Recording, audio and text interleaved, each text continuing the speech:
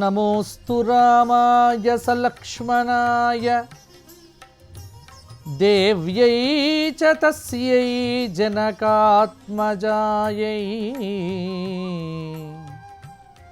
నమోస్తు రుద్రేంద్ర యమానిలేభ్యః నమోస్తు చంద్రార్కమరుద్గణేభ్యః.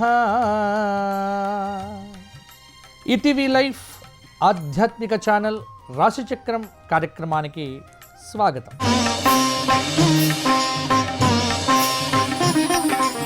రాశిచక్రం కార్యక్రమంలో ఈ వారం వార ఫలితాల్లో భాగంగా జూలై నెల 14వ తేదీ ఆదివారం నుండి జూలై నెల 20వ తేదీ శనివారం పర్యంతం తెలుగు తిథుల ప్రకారం చూస్తే ఆషాఢమాస శుక్లపక్ష అష్టమి ఆదివారం నుండి ఆషాఢమాస శుక్లపక్ష చతుర్దశి శనివారం పర్యంతం మేషాది ద్వాదశ రాశుల వారికి వార ఫలితాలు ఎలా ఉండబోతున్నాయి? ఈ వారం 16వ తేదీ దక్షిణాయన ప్రవేశం. ఆ రోజున మధ్యాహ్నం 11:15 నుంచి రాత్రి 11:15 వరకు మంచి సమయము. కర్కాటక సంక్రమణం రాత్రి 11:15 తరువాత జరుగును. దక్షిణాయనం ప్రారంభమవుతుంది ఈ 16వ తేదీ రోజున. ఇక 17వ తేదీ ప్రథమ ఏకాదశి అని సంస్కృతంలో పిలుస్తారు. తొలి ఏకాదశి ఆషాఢమాస ఏకాదశి చాలా అద్భుతమైనటువంటి రోజు. గృహస్థులైనటువంటి వారు చాతుర్మాస్య దీక్షను ఈ రోజు నుంచి అవలంబిస్తారు, మొదలు పెడతారు. చాలా మంచి రోజు. ఇక 18వ రోజు ప్రదోష త్రయోదశి 18వ తేదీ. ఇవి ఈ వారం వచ్చేటువంటి ప్రధానమైన పండుగలు. ఇట్టి గ్రహ సంచారాన్ని ఆధారం చేసుకొని మేషాది ద్వాదశ రాశుల వారికి వార ఫలితాలు కూడా ఎలా ఉండబోతున్నాయి, ఎటువంటి పరిహారాలు పాటిస్తే లాభం జరుగుతుంది మొదలైన అంశాలను ఇప్పుడు చూద్దాము. ముందుగా మేషరాశి. మేషరాశి వారికి ఈ వారం గ్రహ సంచారం కొంత పర్వాలేదు. ఉత్సాహంగా ఉల్లాసంగా ప్రయత్నాలు మొదలు పెడతారు. మొదలుపెట్టిన పనిని పూర్తి చేయడానికి కొంత కష్టపడవలసి వస్తుంది. పరిస్థితులు మీకు చక్కగా లేకపోవటం కొంత ఆందోళన చెందుతారు. కానీ అవకాశాలను మాత్రం వదులుకోవద్దు అని చెప్తోంది.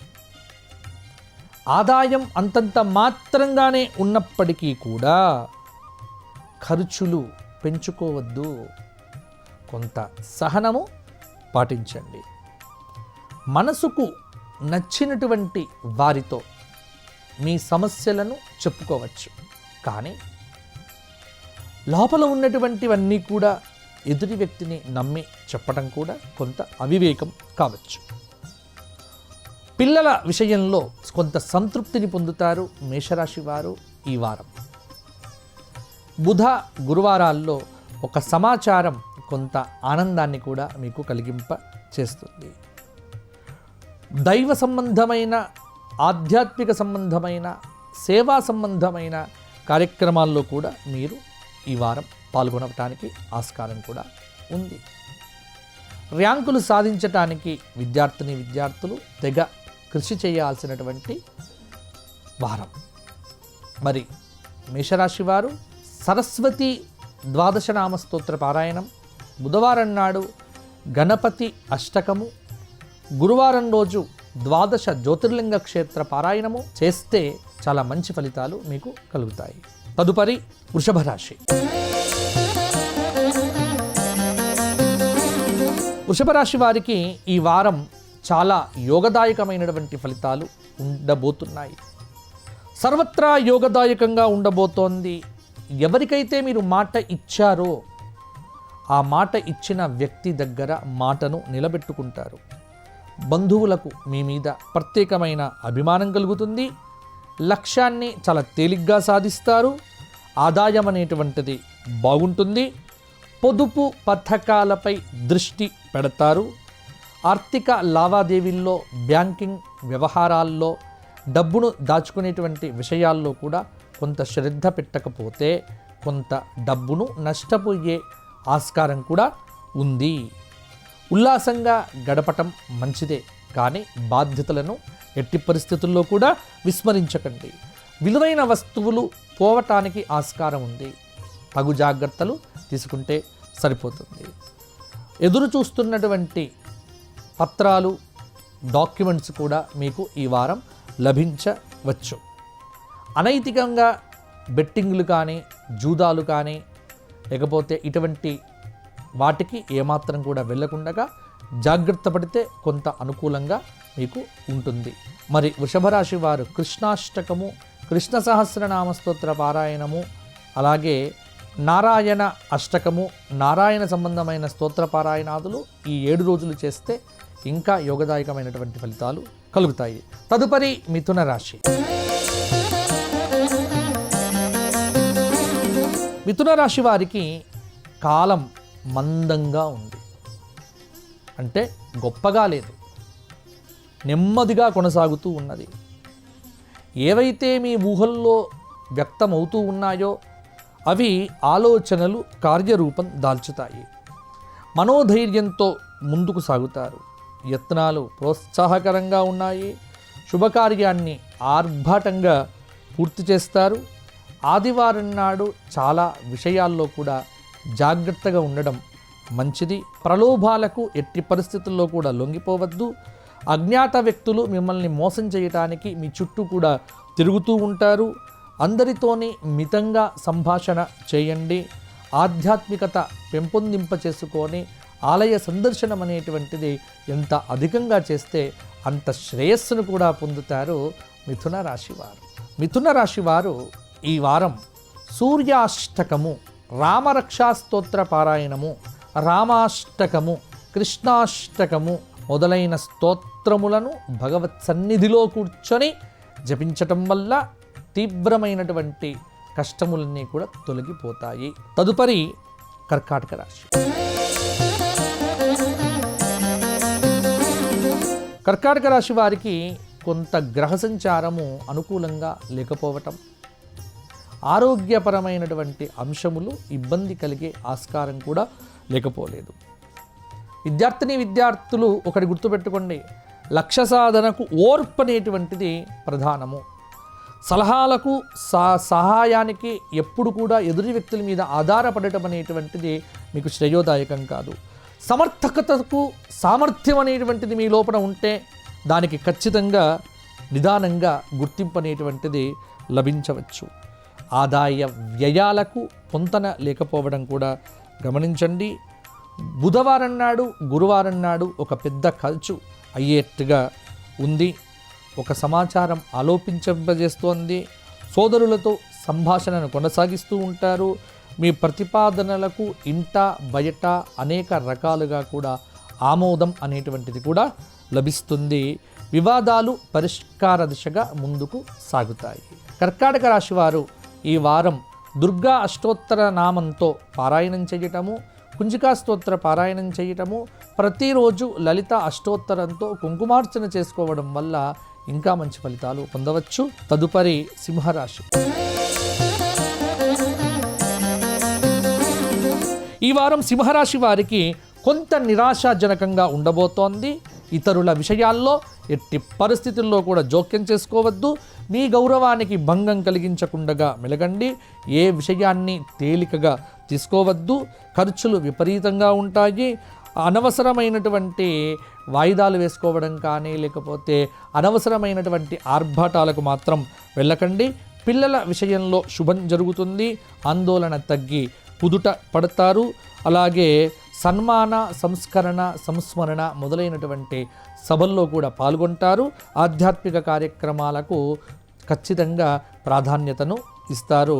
సింహరాశి వారు ఈ వారమంతా శివసహస్రనామ స్తోత్ర పారాయణం చేయడంతో పాటుగా ఇష్టదేవత ఆరాధన, కులదేవత ఆరాధన విశేషంగా చేయటం సింహరాశి వారికి కొంత అనుకూలమైనటువంటి ఫలితాలను ఇవ్వవచ్చు.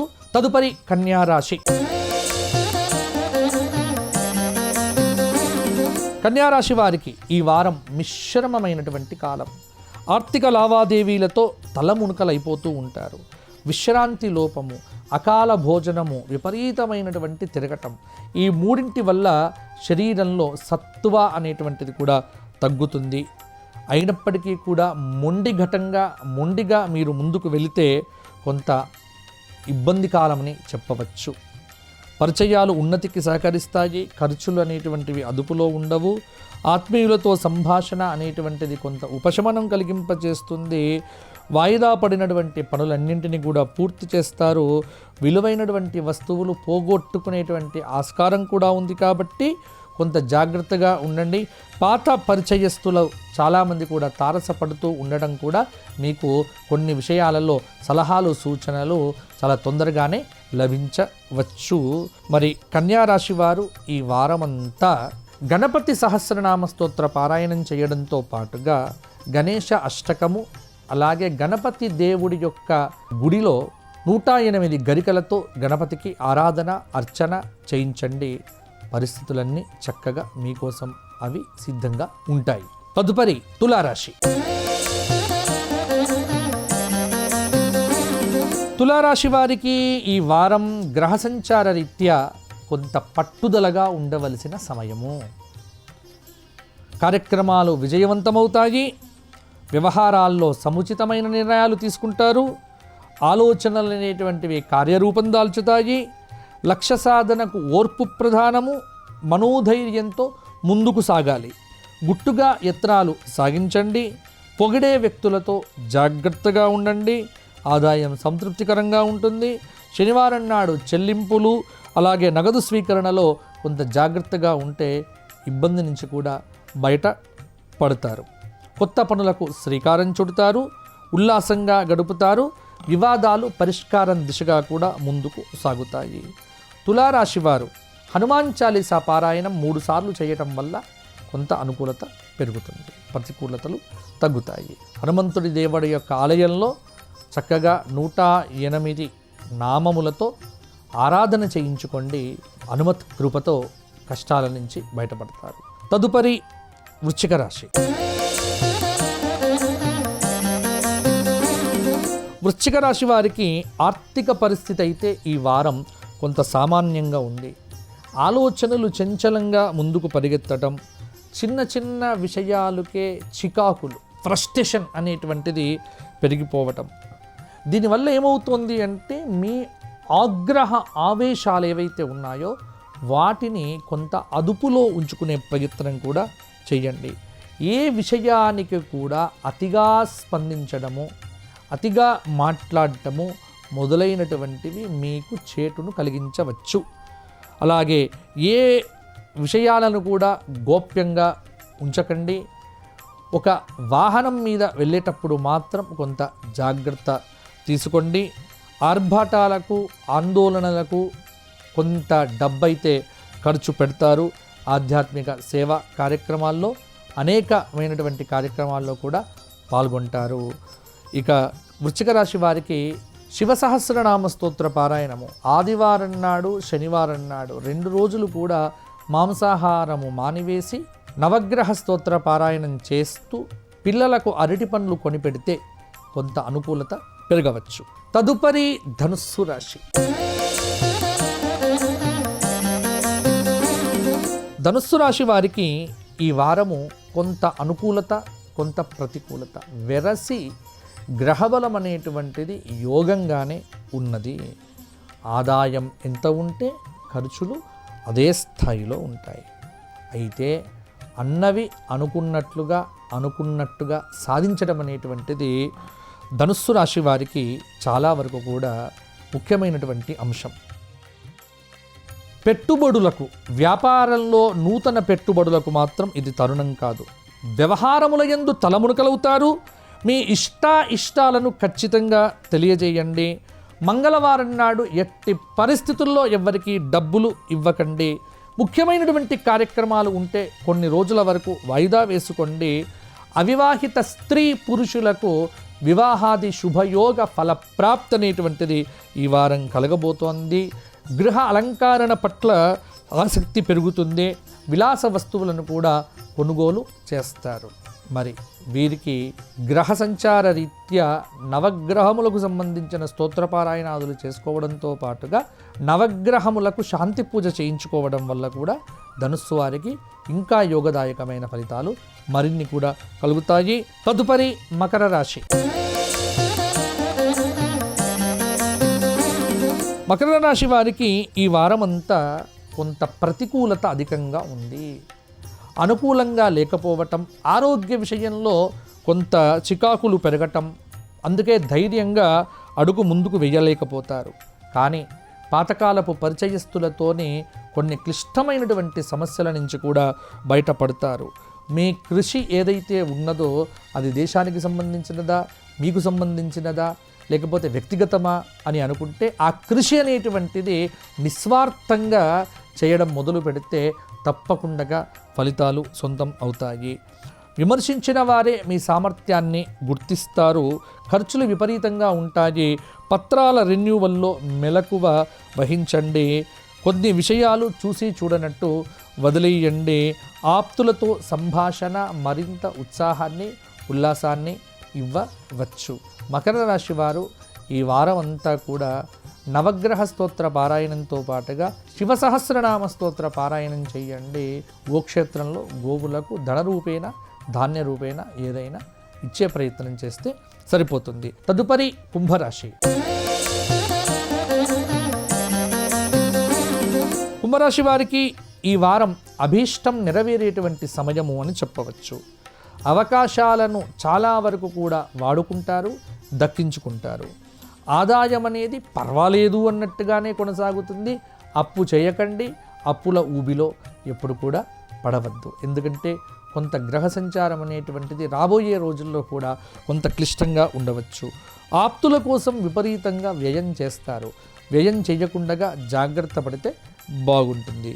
శుక్రవారం నాడు అప్రమత్తంగా ఉండండి. ఏదైనా వాహనం మీద వెళ్ళేటప్పుడు వాహన ప్రమాదం జరిగే ఆస్కారం ఉంది కాబట్టి కొంత జాగ్రత్తలు తీసుకుంటే సరిపోతుంది. పిల్లల విషయంలో శుభం జరుగుతుంది. గృహ నిర్మాణానికి మరమ్మతుల కోసం కొంత డబ్బును ఖర్చు పెట్టడం జరుగుతుంది. శుభకార్యానికి సన్నాహాలు సాగిస్తారు. వివాదాలు పరిష్కార దిశగా ముందుకు వెళ్తాయి. కుంభరాశి వారు దశరథకృత శనైశ్చర స్తోత్ర పారాయణం చేయటం వల్ల చాలా అనుకూలతను కూడా పొందుతారు. ఆత్మీయులతో సంభాషణ చేసేటప్పుడు శ్రీరామ జయరామ జయ జయరామ అనే 108 సార్లు పారాయణం చేయండి.